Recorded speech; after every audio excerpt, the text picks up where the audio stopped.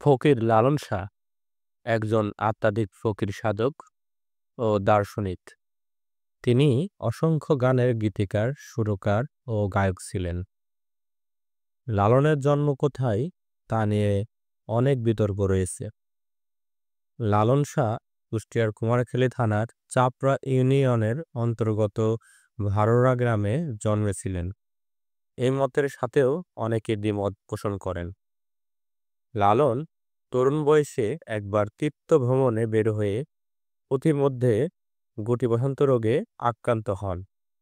তখন তার সাথীরা তাকে মৃত ভেবে পরিত্যাগ করে যে যার মতো গন্তব্যে চলে যায়। কালীগঙ্গা নদীতে ভেসে আসা মুমূর্ষু লালনকে উদ্ধার করেন মলম শাহ। মলম শাহ ও তার স্ত্রী মতিজান তাকে বাড়িতে নিয়ে সেবা দিয়ে সুস্থ করে তোলেন। এরপর লালন তার কাছে দীক্ষিত হন এবং কুষ্টিয়া শেওরিয়াতে স্ত্রী ও শিষ্যসহ বসবাস শুরু করেন। গুটিবসন্ত রোগে একটি চোখ হারান লালন। শেওরিয়াতে তিনি দার্শনিক গায়ক সিরাজ শাহের সাক্ষাতে আসেন এবং তার দ্বারা প্রভাবিত হন। লালনের আখড়া। লালন কুষ্টিয়ার কুমারখালী উপজেলার শেওরিয়াতে একটি আখড়া তৈরি করেন, যেখানে তিনি তার শিষ্যদের নীতি ও আধ্যাত্মিক শিক্ষা দিতেন। তার শিষ্যরা তাকে সাই বলে সম্বোধন করতেন। তিনি প্রতি শীতকালে আখড়ার একটি ভান্ডারা বা মহোৎসব আয়োজন করতেন, যেখানে সহস্রাধিক শিষ্য ও সম্প্রদায়ের লোক একত্রিত হতেন এবং সেখানে সঙ্গীত ও আলোচনা হতো। চট্টগ্রাম, রংপুর, যশোর, পশ্চিমে অনেক দূর পর্যন্ত বাংলার বিভিন্ন স্থানে বহু সংখ্যক লোক লালন ফকিরের শিষ্য ছিলেন। শোনা যায় তার শিষ্যের সংখ্যা প্রায় 10,000-এরও বেশি ছিল।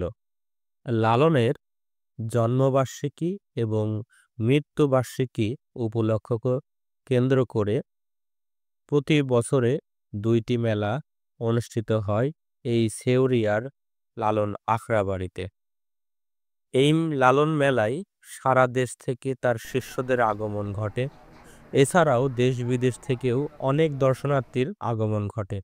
এখানে রাতভর বাউল গানের উৎসব চলে। এই উপলক্ষে মাজারকে রঙিন করে সাজানো হয়।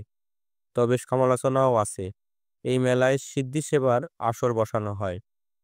সাধু ও ভক্তরা এখানে এসে সিদ্ধি সেবন করে। লালন শাহের মাজার বা লালনের আখড়া হচ্ছে বাউল সম্রাট লালনের কবরস্থান এবং এই কবরকে কেন্দ্র করে তৈরি হয় একটি মাজার। এই মাজারটি কুষ্টিয়া জেলার কুমারখালী উপজেলার শেওরিয়া নামক গ্রামে অবস্থিত। লালন শাহের মাজার এখানে একদিনে তৈরি হয়নি।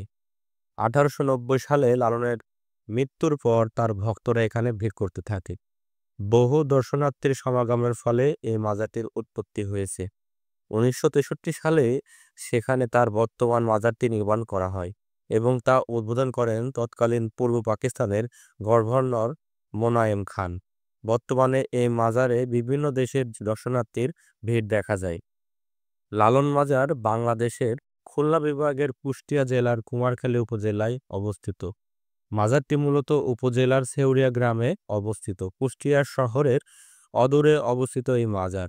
কুষ্টিয়া বাস স্ট্যান্ড হতে অটোরিকশার মাধ্যমে 50 থেকে 60 টাকা ভাড়া প্রয়োজন হবে। 2004 সালে সেইখানেই আধুনিক মানের অডিটোরিয়াম সহ একাডেমিক ভবন নির্মাণ করা হয়। আধ্যাত্মিক সাধক লালনের বাসস্থান ছিল শেওরিয়া গ্রামে। 1890 সালের 17 অক্টোবর শুক্রবার তিনি মারা যান।